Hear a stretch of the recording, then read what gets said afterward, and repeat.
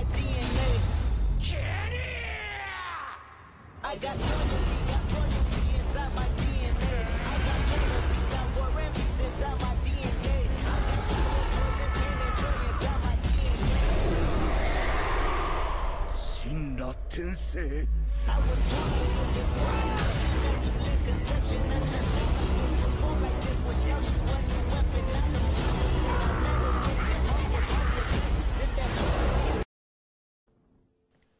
Hey guys, if you haven't already, give the video a like, subscribe to my channel. This is a what if series and I'll be doing more down the road. Plus Ultra! Hey guys, and welcome to What If Deku Was the Avatar Part 2. So, we left off with Deku blasting a hole through the zero-pointer robot. Very destructive. I mean, even when he landed on the ground, it was as if Deku needed to learn that he needed to get stronger. Need to get more powerful. So as everything plays out normally with that, Deku basically thinks he did a good job. I mean, he knows that he did a good job. So the recovery girl comes in to heal everyone, and everyone proceeds to do their normal thing. Now, of course, Deku goes back to his original, he goes to his house with Inko. They eat food, talk a little bit, and basically 2 weeks just pass before Deku thinks he gets any results. Now, when the results do come in, Deku is sweating profusely as his mom's saying that the results for his UA entrance exam is here. He grabs the letter, thanks his mom, goes into his room, opens the letter as his mom is pacing, and Deku just starts to shake, but as he opens the letter, this device just falls out, and the hologram of All Might appears and tells young Midoriya that he's made it into the hero course. He's made it into My Hero Academia. Deku is excited to see All Might there, and yeah. But what scares Inko is that Deku, he just let out this huge yell, and Inko was startled by this because she thought that he didn't make it, and she rushed into Izuku's room and said, "What happened?" And Deku is just excited right now. He says, "I made it into UA High School!" And his mom would be excited, so they would celebrate, and everything would just go out normal with that. Now, we fast forward to the next day, and Deku would be journeying into the classroom. Now, this is where Deku would just put his foot on the ground. He just put his foot on the ground and he just closed his eyes and basically using his earthbending to scan the room and see who's in there. He's doing this on purpose just to see if Bakugo is in the same classroom as him because he doesn't want to be in the same classroom with Bakugo. But to his, luck, Bakugo is in the classroom with him. So Deku opens the door and everyone just stops and look at Deku, and they then all surround him and say, "You're that guy with the cool, awesome abilities." And Todoroki even eyes at Midoriya and looks at him with very eager, saying that he can do some incredible things, huh? I have to keep my eye on him. He might be similar to me. So Deku goes to take his seed. Bakugo just gives him a look, and even Tenyida comes over there and sticks out his hand to greet Midoriya. Now, this is where, Izuku would have said, "My name is Izuku Midoriya. It's nice to meet you." And they would go through that whole yada yada, explaining how they all had, he just misinterpreted everything, and everything went its direction. Now we fast forward to Shoto Aizawa showing up and telling them to be quiet. He gets out of his beanbag and stands up in front of them and tells them that, "Okay, you put these on and meet me outside in the training field." Now this is where Ochaku Uraraka would pause for a minute, and she would thank Izuku Midoriya for saving her life. She bowed to him and said that she didn't get a chance to thank him since many people were surrounding him. Then she turned to face Shoto Aizawa and she said, "What? And aren't we supposed to go to orientation?" And Shoto Aizawa says, "You're here to be heroes. You're not here to sit down and go to orientation. I run my class how I run my class. Now, put these on and meet me at the training field." Now, they would get dressed and in their normal attire and meet Shoto Aizawa at the training field. Now, this is where he would look at Bakugo, but then he would eye Midoriya too. But he just looking at both of them. And this is where Shoto would look at Bakugo, and then where Bakugo would say, "What?" Because the way the teacher's looking at him is just, he's looking at both of them very suspiciously. And he feels some tension between the both of them. Then he just says, Bakugo, what's the farthest you threw a ball in middle school? And Bakugo would say, I don't know, 56 meters or something like that.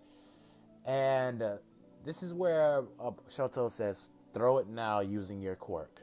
Now Bakugo would step up, he would grab the ball and he would throw it saying die with a huge explosion, and Shoto Aizawa would clock in the clock. Now don't get mad if I get the percentage wrong like it was in the anime. I'm just on a hypothetical guess saying that it was 779 meters. Yeah.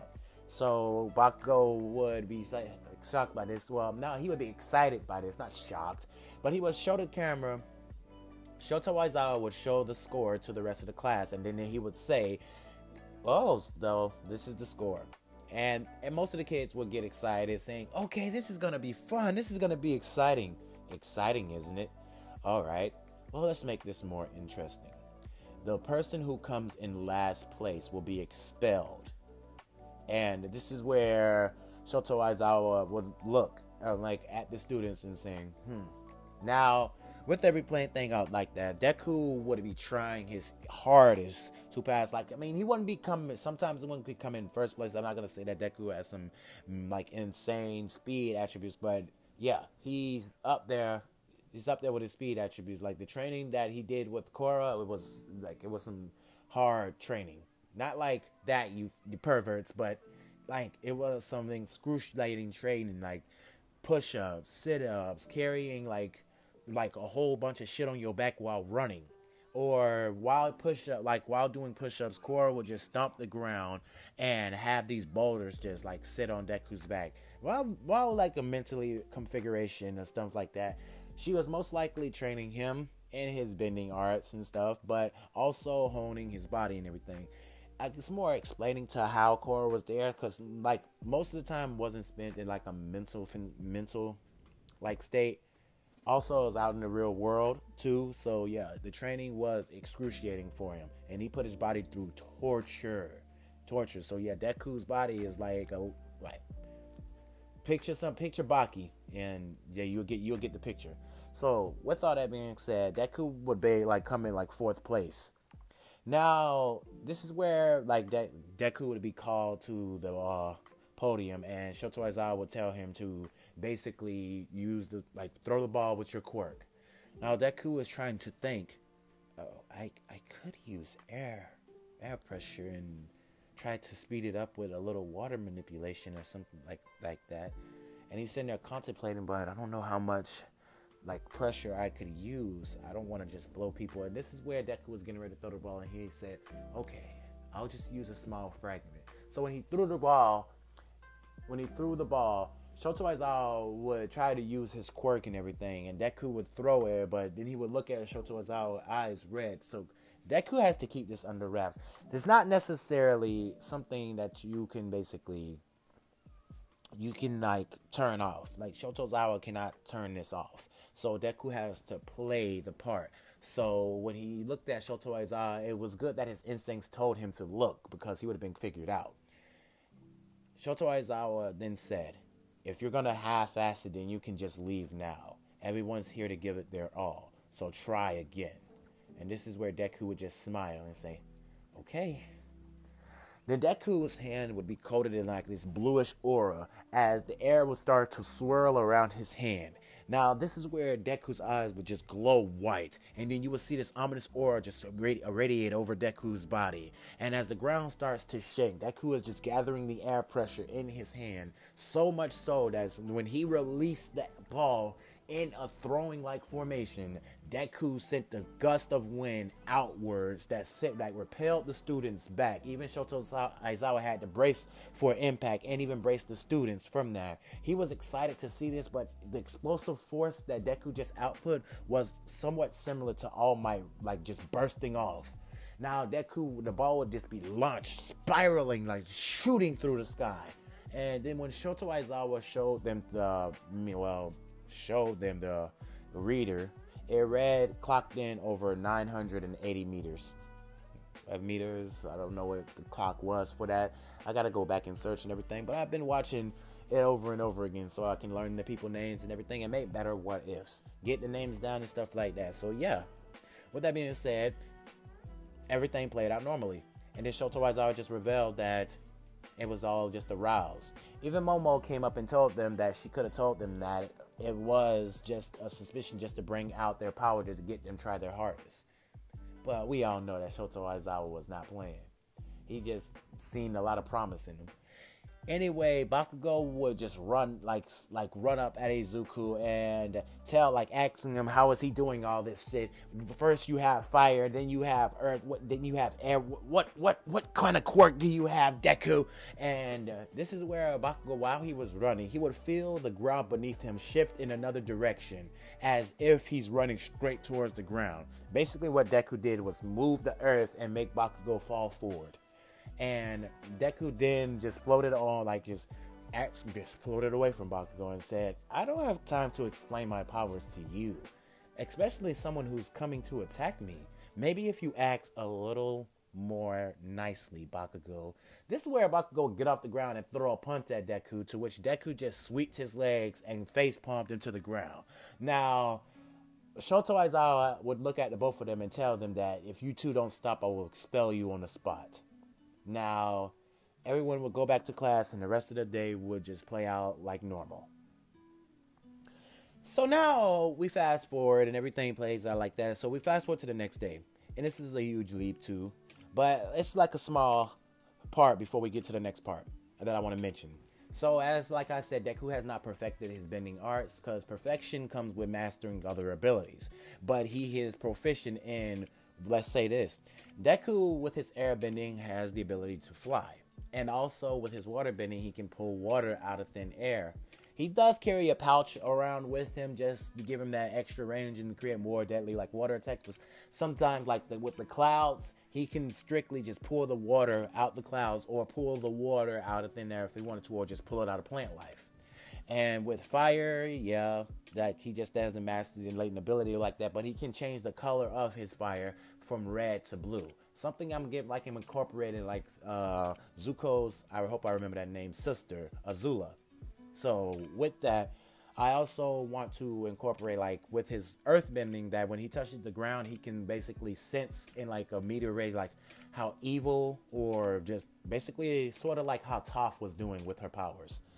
And also Aang, just those main abilities. Before we get to expressing those other abilities, Deku is still trying to train because he knows that there's more other abilities out there. He wants to train the evolution of water bending, he's learning how to manipulate water bending to ice bending. So yeah, Deku's doing that. And also it's one that Kara had told him to stay away from. I mean, she can't really tell him to do anything because he's his own person. So if he needs to use it, then use it. But she told Deku, and she even explained the fundamentals of blood bending to Deku. And Deku was pushing her back by this because blood bending does sound that sounds very gruesome to do to somebody, because the way Kara explained it is that you probably can just pull the blood all out of the person's mouth, out their eyes, ears. That's what it is. You can even manipulate it, blood bending. You can manipulate a person like a puppet. And Deku is aback by this, but that might come in handy if a big enough threat ceases to be too difficult to beat. Now with that, I needed to explain the part like that. I just wanted you to know that Deku's still training to master other bendings, other powerful bending, magma bending, ice bending, blood bending, and metal bending, stuff like that. So he's just learning to master the evolution of his powers. But he also has gotten air down, so the evolution of air. Anyway, let's continue. So All Might comes bursting into the classroom, and this is where Deku would be excited by this, but this is where All Might would acknowledge the battle trial arc. Now, he would then tell the students that we all have to play the part of the hero. Not play the part, but just be the hero. But it's always good to look good as a hero too. So All Might would then hand the students their hero costumes, and they tell them to get dressed. Now, Deku would be wearing something similar to how Aang was wearing at the final arc, where he just had you know what I'm talking about, where just one over one shoulder. You know what it looks like when he was fighting the Fire Lord. So with that, Deku would come out, and most of the girls would blush at Deku with his body, because his body is like chiseled. I'm telling you, Deku took his training seriously to master his bending arts. He didn't want to be left behind, and because he's aiming for that #1 hero spot. And Deku's name wouldn't necessarily be Deku. I mean, he wouldn't choose this in this one.